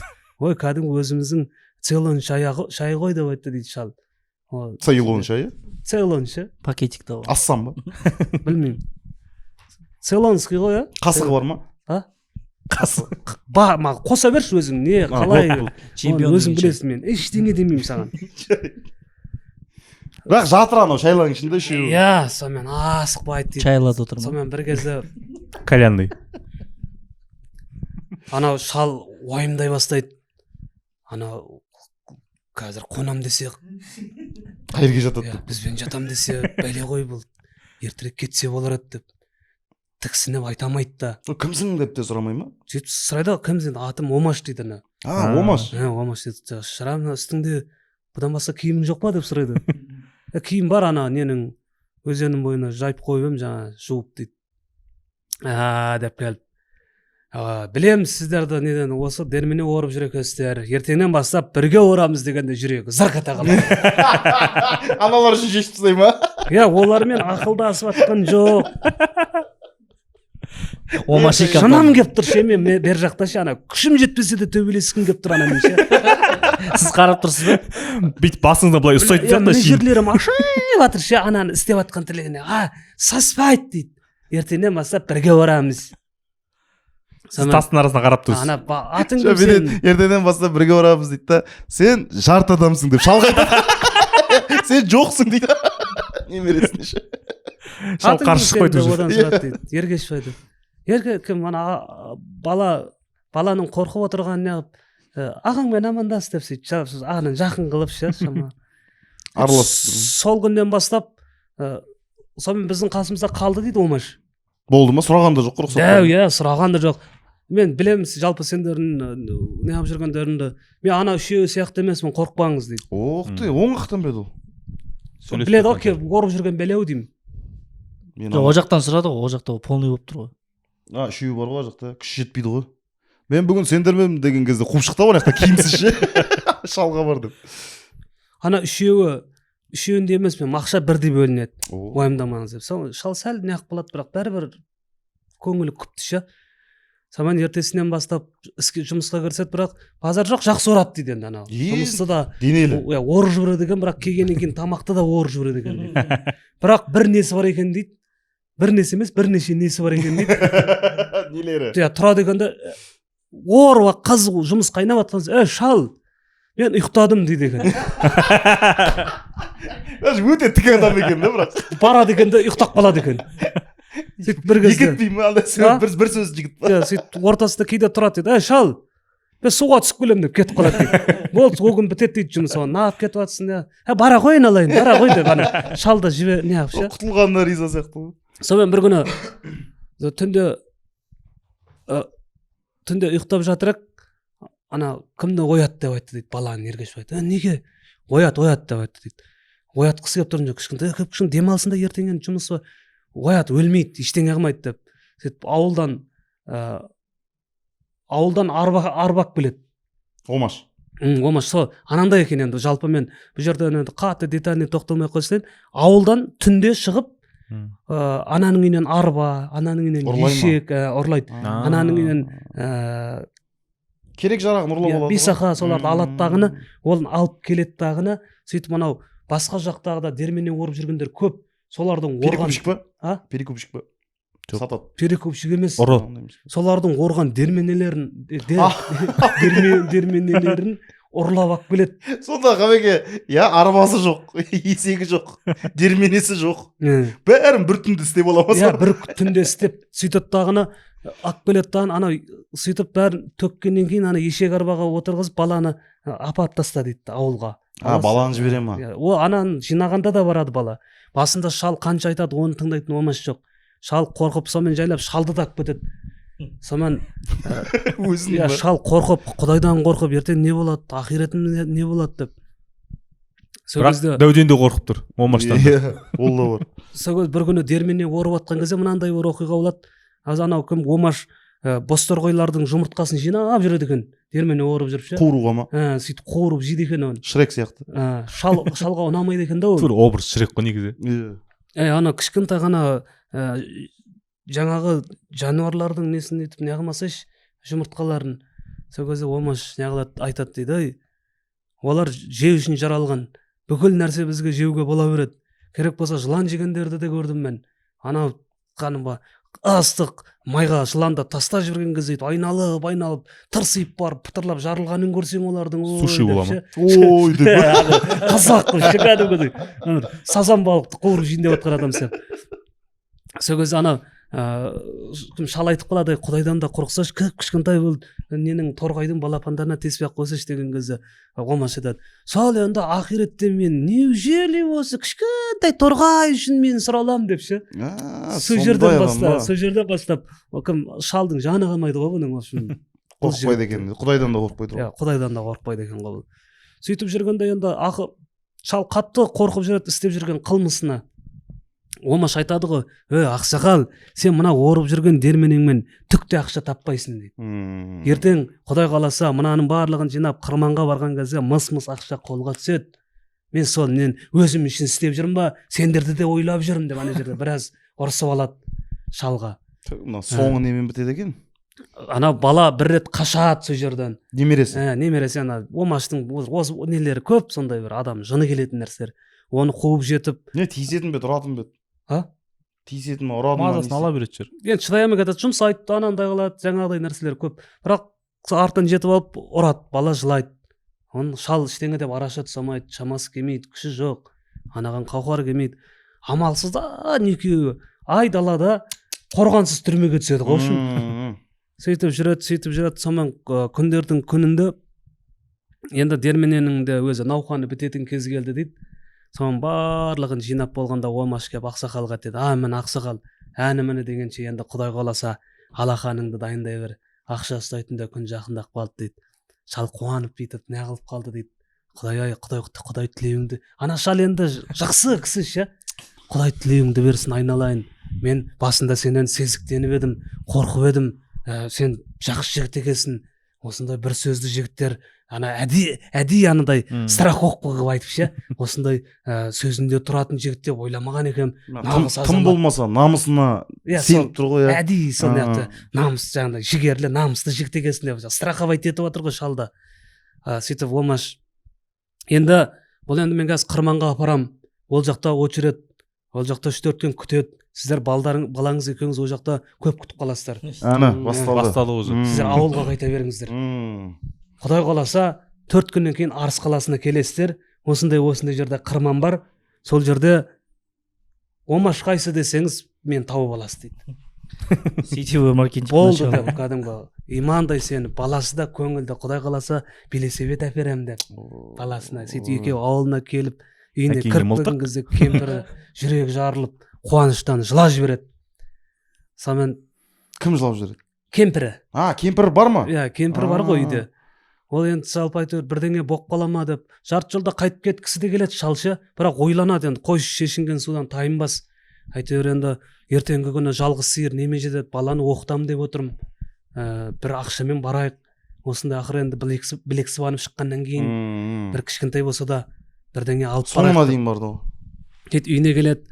Анау шайлада бір жатқан кезде баласын қатты жақсы көреді енді анау немересін ше. Құшақтап маңдайынан иіскеп. Бір күні немересі шошып оянады. Әкесінің атын айтып ше, әкесінің атын айтып. Әке деп. Әке тоқтаңызшы деп. Жылап оянады. Сандырақтап. Сол кезде анан қайтып ойналады да. Сол кезде шалдың мен осы ұнамады осы бір мінезі ше. Шал жақтырмай қалады. Бұның алды артына түсіп, әуеніне төңкеріліп, шырағым қарағым деп әйтеуір алақаныма салып, қанша жақсы көріп жүрсем де, айналып келгенде бәрібір әкесі екен де, әкесін сағынып жүр екен ғой деп ше. Мынау қызғаныш қой. Менің де атам сондай. Иә, сол қызғанды. Қызғанады, иә. Иә, қызғанды дейді. Сөйтіп, әкең тауып алдың ба дейді ғой.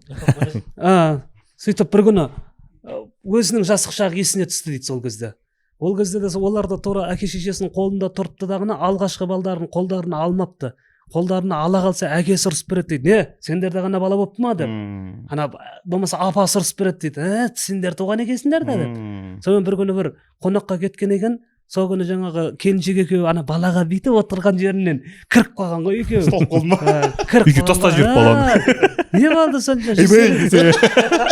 Кім туған мынаны деп. Тапты ғой деп. Жиркен.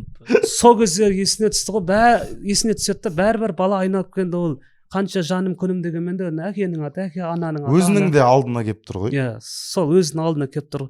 Сол кезде сәл бір неғып қалады, баласына ренжіп қалған кез болады. Кейін анау үйіне келген кезде апасының сәл неғылатыны бар, бұрынғыда қойнына тығылып құшақтап жатқан Ергешбай жоқ, ол осы дермене жинаудан әжептәуір ересек болып қайтты деді ғой. Көрді ғой, ұсынды, таяқта жеді, омашты да көрді, Ана үшеуін де көрді. ана үшеуін де көрді, кіп-кішкентай болып өмір көріп келді ана жерде. Былайша айтқанда түрмеде жүрген сияқты болды ғой, ана омаштың қасында. Мен қиналып кеттім оқып жүріп ше. Ананы ұрып, ана жыным келіп кетті мен анаған ше. Істеген істер көп. Еще анандай осындай істеп қойдым ау деп бір саспайды ғой. Болды ма? Соңғы дұрыс па? Дұрыс, иә. Андай, конечно, дұрыс. Он сондай ана дұрыс емес, конечно, дұрыс. Оныңкі. Сонымен А чё? А чё? Сөйтіп ауылына келіп кішігірім ас береді олар. Ана кемпірін айтады ғой, ойбай, құда қаласа. Тағы бірақ шал қатты сенімдіріп тастап қатты сеніп қалады, иә. Ана омашта енді жақсы сөздер айтады, соңына қарай ше, әжептәуір кәдімгі есі дұрыс адам сияқты. Иә, сөйтеді да ол қатты сеніп қалады да, ауылында кәдімгі ана үйіндегі барлық нелерін сатып, онша-мұнша қойларын сатып, кемпірі базарға кетіп бара жатқан кезде кемпіріне ана ақсақал тағы да айтып жүреді, ана өрік мейіз кәмпит дегендерді аямай ал деп ше, ертең нелерден ұяттамасын, бер жақсылап. Сөйтіп ас береді, кішігірім үйіндегі бар жиған тергенмен ас береді, ертең қомақты қаражат түседі деп. Ол келгендердің бәріне естиеді. Үйінде жатқан шалдарына кемпірлерін көрдің ба, пәленшен Тоқсанбай ертең мынандай ақша ұстайын деп отыр, сендер жүрсіңдер үйде деп ше. Ол үшін хит Тоқсанбайлар үшін байып кеткен. Сонымен арадан 4 күннен кейін екеуі айтылған жерге баласы екеуі барады, баласын тастамайды. Барады, қырманда неше түрлі адамдар, омаш жоқ, арыз дейді, таппайды, беріз дейді, таппайды. Сонымен шалдың да көңіл күйі түсіп таңғалып отырған жоқ омаштың жоқтығына. Таңғалып отырған жоқпын деймін да жоқтығына. Иә, бала жайлап жылай бастайды, бізді алдап кетті деп. Жоқ, алдамайтын шығар деп. Сонымен бір кезде кеш болды дейді, күн бата берген кезде ассалаумағалейкум ақсақал деп омаш келіп қалады арт жақтан. Мынау ше таза бір шал қуанып кетеді ғой, уағалейкум ассалам. Қуанғаннан құшақтап жіберді дейді омашты бір. Ұсақ көрмеген жақын адамын көргенде құшақтап жіберді дейді. Бала да жаттанып кетті дейді ана жерде. Ақсақал, сені келмей қала ма деп. О не дегеніңіз ақсақал, келмей қалған нес. Қайға кетемін мен келмегенде. Бала одан бетер қуанып, үміттер анау болады ғой, анау газдың несін кейде зажигалка жанбай тұрады, бірақ газды ашып қойып ше. Тық тұрса ана жан қозғалады. Газ біраз шығып қалады ғой, мына жерге дейін, нергеден келіп қалады. Тура сол сияқты болды ғой, күндіз бойы тық омаш келіп қалған кезде ана үміт ше. Бірден лап ете қалды сол жерде. Бала да бірден велосипед айдап қалды ойын. ортасынан жүріп барады. Сонымен енді сіздер құдай қаласа енді ертең беретін болды дейді. Ақшаны бәрін өткізім, кассадан бар, тек қана алақаныңызды дайындай беріңіз ақсақал деп ше. Мына сөз ұнамай отыр жама. Бүйтіп айтады ғой, алақаныңыз дайын ба ақсақал? Ойбай, дайын ғой алақан. Сұрай ма? Әңгіме алақанда болса дайын ғой алақан. Соны дайындай беріңіз деп. Ертең құдай қаласа. Онда енді сіздер ауылға кетпей қойыңыздар. Осы жерде бір арзандау қонақ үй бар, сол жерде отыр, қонақ үйге қоныңыздар. Ертең азанда ақшаны алып бірақ кетесіздер деп. Сонымен ертесі алдайтын адам кездеспейтін еді ғой кешке. Не болады екен? Сонымен көңілді ақсақал. Баласы да көңілді, екеуі қонақ үйде түнеп шығады. Ана кроватта жата алмай шал жерге жатады. Неге омаштың қасына қонбады? Омаш енді бірақ омаштың айтқаны болады ғой жерде. Сол жерде сондай болып тұр. Арзан екен, қаладағы ең арзан. Омаш қонақ үйге қонбады ау деймін, қонатын жері барша. Жақындарың бар ма деп сұрайды ғой. Арыста жақындарың бар ма дейді. Мен бір жақын үйіне қонады екен ол. Хамиттің әйелі ус десе. Омаш. Сонымен ертесіне түсте кассаға бардық. Ертесіне түсте кассаға бардық дейді. Сонымен ана жерде омаш жоқ, ары қараймыз, бері қараймыз, омаш жоқ. Ертесі күні келіп тұр қайттан. Ертесі қайттан келіп тұр. Бәнде айтылған уақытта түсте. Әлі жоқ. Сонымен ана кассадағы қыздан сұрады дейді, кеш болып бара жатыр, адамдар қайтып жатыр дейді. Бір кезде касса жабылады ау деген кезде шал келіп сұрайды екен, бір омаш деген жігіт келмеді ма дейді. Жоқ, келмеді, ол кім еді дейді. Толғаты жөн дейді. Ойбай, соның фамилиясын да сұрамаппыз ғой тегі деп. омаш деді ғой деді, үлкен жігіт, жоқ жоқ ақсақал келмеді, бұл жерге кім келіп кім кетпей жатыр. Ойбай, сол қаты Омар Хайам шығар. Содан кейін тағы да көңіл күй түсіп кетеді. Екеуі не істейміз дейді да қайтып қонақ үйлеріне келеді. Түнде екеуі отырады, жаңағы немересі екеуі. Сол кезде ассалаумағалейкум деп кіріп келемін. түннің 1:30-да есік сықырлап, Омаш кіріп келеді. Мынау ше, мынау. Ана Омаш те адамдар эмоция сыйлаған жақсы көреді сияқты. Сөйтеді Мынаның да, атын жаттап алатындай ғой негізі бір оқысаңшы. қарасайшы қалай кіріп келеді. Кіріп келеді да, ақсақалға қарап тұрады тағыны. Тізерлеп отырып, жылайды ғой анау. Ойбай, еңкілдеп кәдімгі иығын бүйтіп ше. Ана екеуі иығындағы екеуі селкілдеп жатыр. Ойбай, ақсақал, құрыдық, ақсақал, сендерді соңына дейін алып ойнатты ғой. кетпегенін қараш, сендерді алып кетпегенімді қараш, қасымда ең болмаса көмектесетіндер 4-5 жігіт мені сабап, түгін қалдырмай ақшаны алып кетті ғой деген кезде, не шал торып қалды дейді, немере жылап жатыр дейді, ата ақша жоқ, дым жоқ, дым қалмапты, ұрлап кетіпті, ата енді белесебет алмаймыз, енді ауылға құр қол қайтамыз деп. Сөйтіп баласын бірдеңе жұбатып, анау еңкілдеп жылап жатыр дейді, ақсақал кешіріңіз, бірдеңе. Айтты түрі ұрылған ба әлде? Жылап жатыр енді, білмеймін. Сөйтіп ақсақал ол неғылатты иығына қой айналайын болды енді, Алланың жазған шығар енді, анандай жолмен жиналған дерменеден енді шал соның өзінде сеніп тұрған анандай жолмен жиналған дерменеден де қол көтіп тісе салмайтын да шығар оңайлықпен. Енді Құдайдың да жазғаны осы шығар, ештеңе қылмайды, пешенемізге салғанын көнеміз де, ақшаға бала бүйтіп еңкілдеп жылама, жігіт азаматқа ештеңе қылмайды, оған бала мойыма бұйырмаған шығар да, жарайды дейді да, баласын алады дағыны қапшығын жинап, анау қапшық беріп жібереді апасы, қайтарда мынандай ала келіндер деп, ақшаны салбасын ұсап соны жинайды да, сөйерден шығып кеткен кезде Омаш артынан қарап қалады ғой бүйтіп, не деген адам мынау деп ше. Ол Омаш білді дейді, ана Тоқсанбайдың біліп қойғанын да білді дейді. Тоқсанбай ананы ойнатып тұрғанын білді дейді Тоқсанбай. Білді дағыны сон нәрсені айтты да өтірік алданып шығып кетті дейді сол жерден. Сол жерде Омаш тұрып, ана кісінің қаншалықты адамгершілік тұрғыда биік екенін, өзінің қаншалықты төмен лас екенін сезінді дейді да сол жерде тұрып. Ол менің осындай ойнатып тұрғанымды біліп тұрса да өтірік алданды да кетті ғой дейді да. Андай менің бетіме баспады ана жерде. Жаным кеп кетті мен Омашқа. Сөйтіп үйіне кетті, үйіне бараттағыны ертесінде үйіндегі жалғыз сиырды әкеліп базарға барып сатып, баламды неге оқуға жіберем дейді. Анау қонақ үйге Омаштың ақшасына жатады ғой. Қонақ үйге ше. Омаш өзі жатқызды ма? Сол кезде ана шал айтады, егер не қылсам, ақшамдасам берем дейді, ана қайтарып берем дейді. Сөйтеді да ол ана сиырдан түскен ақшаны соған берем дейді да, одан қалғанын баламды оқуға оқытамын деп, сондай ниетпен келеді. Не деген қатты адал дедім мен ана шалды ше. Сонымен бітеді.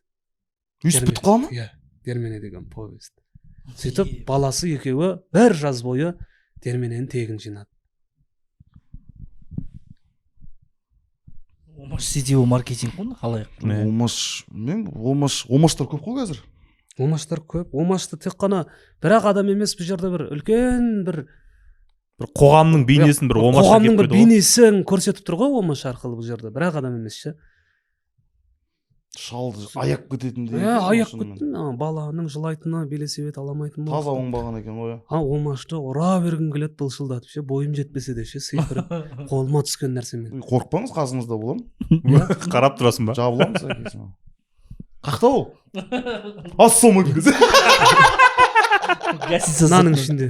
Оның ішінде ба? Мына екеуі ғой. Мына Омаш. Мынерде бір мейірімді қылып қойыпты Омаш. Соны айтамын да.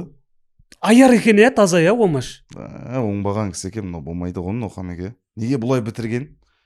Енді тым болмаса Омаш жаңағы бүйтіп шалдың артынан қарап қалып кетті дегенде. Бар, мен де күттім ше. Ақсақал тоқтаңыз деп ше.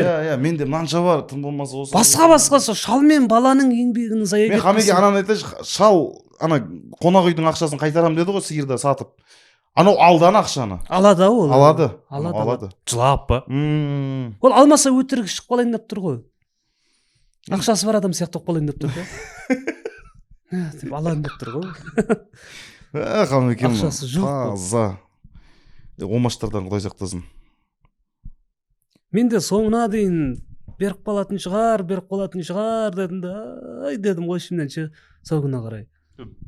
Қайтарып әкеп берсе кітап қызығымыз соқ болар еді негізінде. Бірақ мен бұл жерде риза болғаным Сабақ ақсақалдың қой адамдарға. қандай басына тағдыр түссе де бұл биіктікпен қарай білді да, ана жігіттерге де артық ештеңе айтып кетпеді. Өзінің ақсақал күйінше қалды да, олармен андай бір боқтап оңбаған екенсіңдер деп айтып кеткен жоқ. Омашқа да ештеңе деген жоқ ол ше. Қамеге енді біз қазақ ақсақал сыйлап, жас сыйлайтын халықпыз деп айтамыз ғой әшейінде. Әшейінде. Әшейін айтатын сияқтымыз соны. Мынау рас қой. Ақсақалдарға, негізі жасы үлкен адамдарға білмеймін мен. Екінші часть жоқ па, екінші бөлімі? Омашты алдап кететін ше шал кезінде. Екінші бөлімін біз жазатын болмасақ енді. Жағы менің атым Қожа сияқты. Киносын түсіріпті. Дулат Исабеков дермене, құрметті біздің тұрақты көрермен. Мен білмеймін, оқыңыздар, бірақ шынымен бір көңілім бұл осындай бір басқаша өзің күтпеген бір басқаша сезімде қалып кетуің бұл жазушының несі ғой? Шеберлігі ма? Шеберлігі. Енді мысалы бос болып қалшы мынандай. Иә, босаққанда бір түрлі. Иә, бір түрлі. Иә. Табамаймыз иә, тым болмаса. Аналар да аңқау, сенді. Сбор ашамыз ба? Шалға ма? Кетіп баратқан кезде айтсайшы, бүйтіп қарап тұр. Мен алда. Сендер болмаса бүйтсеңдер, сбор ашыңдар. Сөйтіп маған аударып жіберіңдер. Жоқ, жігіттер, мен табуға тырысам. Омаштың ұрпағы әйел Марстікі. Мен қайын жұртыма барғанда іздеп қалай да беруге тырысам. Қамекең жылап кетсе, ойбай жігіттер. Омаштың Алматыдағы филиалы болып отыр ма? Блокқа түсіп қалды деп па. Керемет Қамекен. Сол жігіттер бұл жерде енді бұны біз түйіндейтін болсақ, бұл жерде бәрібір адамгершілік, біз өзіміздің пенделігімізді бәрі өздерін ойлады ғой. Ана үш жігіт те өзін ойлап қалды, ана Омаш та өзін ойлап қалды. Айналып келгенде үшеуін де опық жегіздіріп кетті ғой. Бірақ шал ол ары қарай ондай уайым, қайғы қасіретпен кеткен жоқ, бірақ аналарға сондай бір зілді ой тастап кетті ғой жүректеріне. Ана үшеуі де бетіп қалды ғой, сүтке тиген мұш құсап. Әбес болды осы шалды. Олардың ойында қақ кетті ол оқиға. Одан кейін олар түзелген де болуы мүмкін да. Омаштан артынан бетіп қақ кеткен екен, одан кейін ол ондай иттікті істемеген де болуы мүмкін. Бұл жерде атаның ісін дана дерсің. Ата ғибрат жасап кетіп отыр ана жерде. Дана болып алдана беруге болмайды шығар, бірақ қуанған сәтте шешім қабылдама деген бар ғой. Қуанышты сәтте олар шешім қабылдап қойды атаң. Малын сатты, дастархан жайды. Сол бір жер сәл осынысы да бір қателік болды. Эмоцияға беріліп кетті. Ана бір андай қазақтандай ғой, жоқ ақшаны есептейміз ғой біз дейтін. Қожанасыр. Анадан миллион түседі, мынадан 2 миллион түседі, анан машина аламын. Болды, ала бер. Қожанасырдың ана бір әңгімесіне ұқсап тұр ғой. Қожанасыр ол кісі де ана кеше Джейсон Стэтхэм сияқты кез келген кәсіпте келіп қала береді ғой. Қожанасыр ше. Бір күні Қожанасырды балықшы болып жүре ме, бір күні ұры болып жүре ме, бай болып жүре ме. Қожанасыр балықшы болып жүрген кезінде несін қармақ құрады ғой. Сол кезде несін ауды тартып жатқан кезде анау ауыр болады ғой, қатты ауыр. Сөйтіп та қасындағы баласын айтады, ой мына Құдай беріп қалды, мына балық болғанда да дәу балық болайын деп тұр кәдімгі. Өте ауыр мынау, масқара ауыр. Сен бит үйге бар да кемпірге айт, туған туысқандардың бәрімен ұрса берсін. Ертең мынандай дәу балықты ұстапты дегенде олар естеді. Естігеннен кейін оларды шақыру керек. Шақырғаннан кейін бұл балықтың жартысынан тамаққа күтіп жібересің. Одан кейін құр қол кетпесін деп әрқайсының пакетке салып жіберетінің тағы бар. Бізге жақын деген адамдардың бәрімен ұрса берсін. Сөйтіп анау артаты кешке дейін сонымен әлек болады, сөйтсе жалбызға ілініп қалған ғой анау. Дым жоқ па? Үйіне келсе үйінде дымы жоқ, кемпір ортада жылап отыр дейді. Сөйтсе ана нақақтан жақындарына тиісіп, олармен соттасып, үйіндегілердің барлығын соның төлеміне беріп, кәдімгідей толығымен минусқа кеткен ғой. Бытыштап кеткен ғой жағдайлар. Қожекең. Содан анекдот шығатын қорытынды жаңағыдай қуанышты сәтті. Ешқашан ерте шешім шығармаңдар. Әліптің артын бағайық. Болды. Әліп зенитте. Өте керемет Қамеке. Бірақ шынымен білмеймін, бір бос Иә, болып тұрсың сондай. болды, кеудең бос болып қалды. бұл осындай сезімді тастап кетсе бұл шығарманың кереметтілігі. Қазірде зейнеткерлерді алдап отқан мошенниктер көп қой. Ойбай, Айтпашы. ананы айт, мынаны айт деп. бірақ сол шалдарда миллиондаған ақша қақтан тұрады шоттарында. Кезінде мошенник болған кезде. Дерменімен айналысқан. Керемет, Хамеке. Қымбатты көрермен, оқыңыздар, ойларыңызды жазып кетіңіздер комментарийға. Білмеймін, маған мен біртүрлі болып қалды. Жоқ, Мен- Омашты танысаңдар жазыңдар деп. Иә, Омашты тапсаңдар, шынымен фотосын жіберіңдерші. Күйнетпен айналысқан. Рахмет, Хамеке. Өте керемет шығарма болды. Түйініңізде, аларымызда өте көп екен негізі. Дулат Исабековтың шығармаларын әлі де әкелесіз деген сенімдемін. Құдай қаласа. Бұйырса, оқып тұрыңыз, жиі оқыңыз. Адамдығымызда қалай қайда болса да, өйткені жаңағыдай осы жеме-жемге келген кезде, жаңағыдай бір дүниенің соңына келген кезде кәдімгі адамгершіліктен тайқитын кездердің несін көрінісін көрсетіп тұр ғой осы жерде. Түк алмай кетсе де ата адамдығында қалды да, аналар опық жеген несінде қалды, артында қалды олар. Соның артында соны көрсетті да бұл жерде Дулат Исабеков. Рахмет, Хамеке. Керемет шығарма болды. Қымбатты көрермен, каналға тіркеліңіздер, лүпіл басыңыздар, комментарий жазыңыздар. Барлығы өз қолдарыңызда. Осының барлығын істесеңіздер, біздің арна дамиды. Арна дамыса, кітапхан жобасы міндетті түрде түсіріледі, шығады. Ең бастысы бас аман болсын. Омашқа байкут. Иә, Омашқа байкот, шынымен де. Омашқа ред флаг. Иә. Дермене Абьюзер, десеңіздер, тиран. байқаңыздар. Рахмет, Хамеке.